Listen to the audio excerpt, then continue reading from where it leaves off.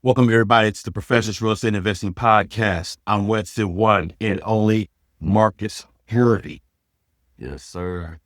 How's it going? Oh, good. Today, we're going to talk about, it's a new month, Yeah. the new housing laws effective of this year of July 1st, 2025.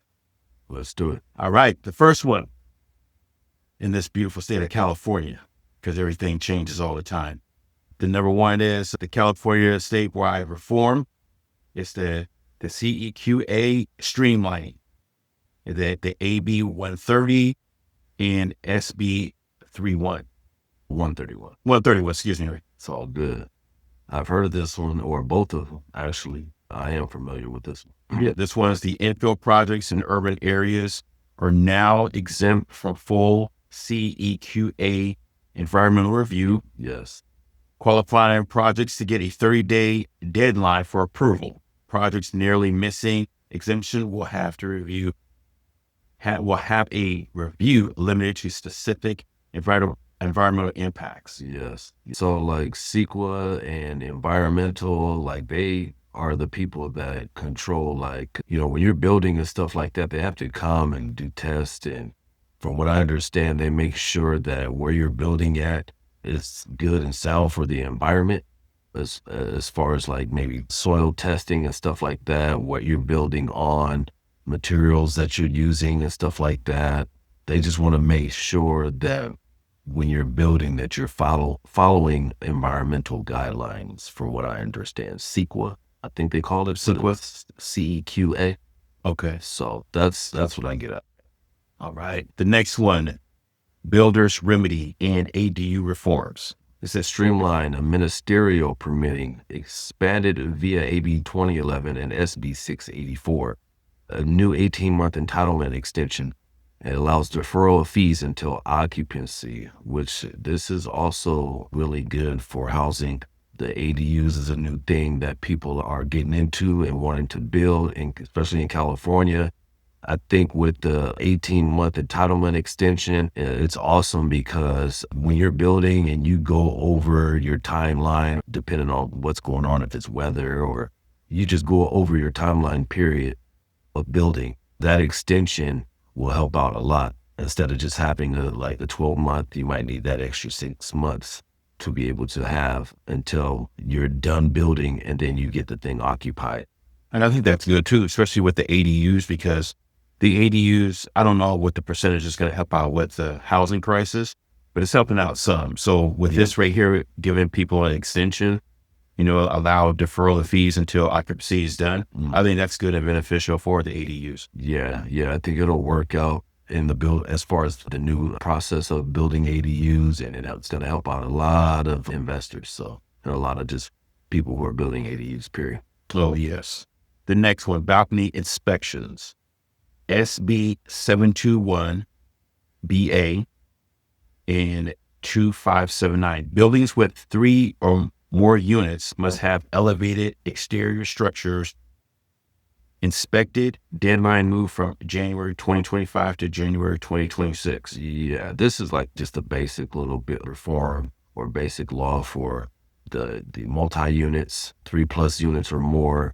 They want you to make sure that the balcony is properly elevated to what the codes are, Yes. For building, for the area and for what you're building on. If it's single family, you got to follow those guidelines and codes. This looks like it, like I said, buildings with 3+ units must have elevated exterior structures inspected. And that's including balconies. That's a new law, just took effect on July 1st. It's SB 721 and BA 2579. I have a quick story about that too, because I'm glad they do check balconies, because it was years back. My parents, they lived in an apartment down in the Bay Area, and they were on the 2nd floor. And actually somebody in their apartment complex, it was a good sized apartment complex, they literally went down from the 3rd floor down. Mm-hmm. So that was huge. It was so bad that basically no one in the apartment complex could not use their balconies at all. Wow. And it sounds like what happened in that situation is they maybe built a sound building, but when it came to outer structures or exterior structures, they just cut corners. Yeah, right. Because corners on that building. Yeah, indeed. The next one, another ADU. Mm-hmm. It's the AB 2533. Extends Yeah, an essentially. amnesty So for good. permitted ADUs built before 2020, Mhm. requiring local agencies to provide clear permitting pathways. Yeah, this is a good one because I remember when ADUs were just being talked about, and I think the permitting offices and county places weren't too clear on how to do the permitting for ADUs. Before 2020, it wasn't a clear, you didn't have a clear pathway to get permitted, the ADU permitted. There was always some kind of, I believe, hang up because everything was so new. And permitting offices with, well, what can we, what's the law on this or what's the rules on this for ADUs? So they were still kind of maybe sounds like getting things like situated in those offices for them to have clear permitting pathways. Like it says, extends amnesty for unpermitted ADUs that were built before 2020 because a lot of people were building these ADUs and not thinking they needed a permit. Yes. And they were building them the wrong way. So I think this helps right here. It was an uncharted territory at that time because people was like, how are you going about doing this? Like, Yeah. yeah, it's an ADUs. Like I'm doing it. I'm doing it, extending it at my house or behind my house Right. for Right. people to live in. Yeah, and it's just all brand new, and people didn't know the clear rules and the permitting process on it for builders. And it's now they're got everything kind of streamlined with the laws and bringing it together. And I was thinking also too, like when the government probably didn't know much about it either, especially around here. Yeah. But then when people started doing it, they're like, all right, how are we going to get our hands in this? We got to get our money made also. We got to figure out what the laws are going to be with building ADUs, and we're going to figure out the permitting process with the ADUs. So I think it's coming up with this one, the ADU amnesty, giving amnesty for those ADUs built before 2020. Because like I said, it's still in kind of the beginning stages of it being kind of popular. It's more popular now, the ADUs. So. And this one, it's the local zoning updates. This one I didn't know about either. The single family zoning bans. It said cities like Berkeley and Cambridge now allow duplexes, multiplexes, and middle housing by right. In California, statewide similar reforms also continued. I didn't know that. I didn't know that that Berkeley and Cambridge now they're allowed now to have duplexes and multiplexes. Just to see this update in their local zoning area is awesome because it gives options for more builders and stuff, and it gives more options for more people to invest in. Allowing duplexes and more multifamily adds hopefully more affordable housing in California in those areas. Yeah, definitely, because we definitely need it. The next one is going to be the rental tenant protections here in California. Credit history. Very important right here. Yeah, right. Credit history bans, SB 267. Yeah. Landlords cannot use credit history alone for rental subsidized housing eligibility without alternative proof method. Right. They can't just sit there and go off your credit alone. You know what I mean? They have to, be able to go off of a previous rental history, of course. Yes. That's like really important, not just someone's credit because anything can happen to someone's credit within the time that they're living where they're living. Stuff happens, man. People, medical stuff that you just unforeseen stuff that may take a hit on your credit. So I think this is really good. They can still go off credit, but they can't just alone go off credit. They have to be able to maybe use that as a last factor to be able to get into a place now, especially subsidized housing. You should be able to just get in off of being low income. Some people that are low income struggle with rebuilding their credit and getting out of certain situations that kind of mess their credit up in the beginning. Life happens, man. Oh, yeah. I mean, there's twists and turns. Everybody's situation is completely different. Oh, yeah. The disability rights, SB 1620. Tenants with mobility-related disabilities may request accessible unit transfers at same rent rate. Yes, I think this is excellent. People with disabilities sometimes get the short end of the stick on stuff because of how properties are set up and how it's hard for them to move around. So I think this is awesome. This Protection Act is good for landlords and owners not to get on people with disabilities, charging them more for a different type of unit than they're in. Or so it's just, I think it's a good thing. This is excellent. Me too. And the next one, just cause eviction limits. Reinforces state rent control with good cause eviction. Mhm. It says protections in many jurisdictions. Yeah. I like to say something on this. Just cause and eviction limits, I think is good because like you can't just be evicting people because you want to, just because like you think you can. No. Like in this state of California, we have like laws in place for tenants. No, it's not. Yeah, so the tenant laws here are really strong in California, and you can't just, with housing already the way it is, and it's there's a shortage across the nation.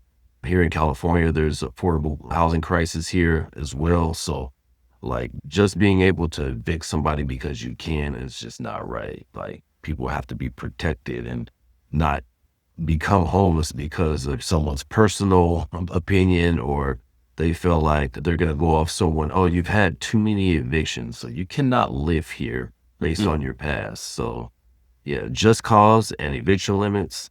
Yeah, that's really good protection for California tenants and residents. Yes. And this other one is outside spotlights. HUD rolling zoning back rollback. Federal. Yes, but that word for the life of me. With that, the federal. federal affirmatively. Yes. That's weird. Right. Furthering fair housing role. It's a scrap, allowing local jurisdictions more control over zoning without federal equity conditions.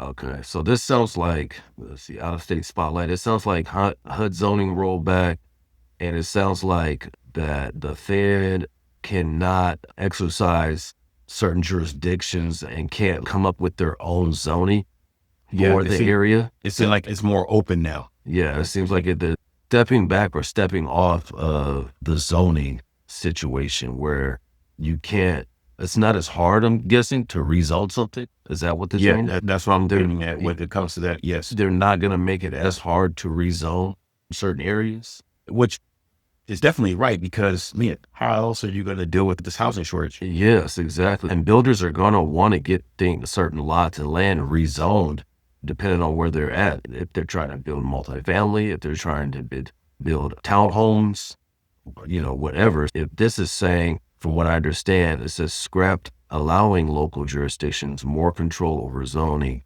without federal equity conditions. So without the Fed being involved, yes, the local county jurisdiction has more control over changing the zoning of a certain lot or a certain area without the boys being down your throat. Right. That's what I get out of that. Yes.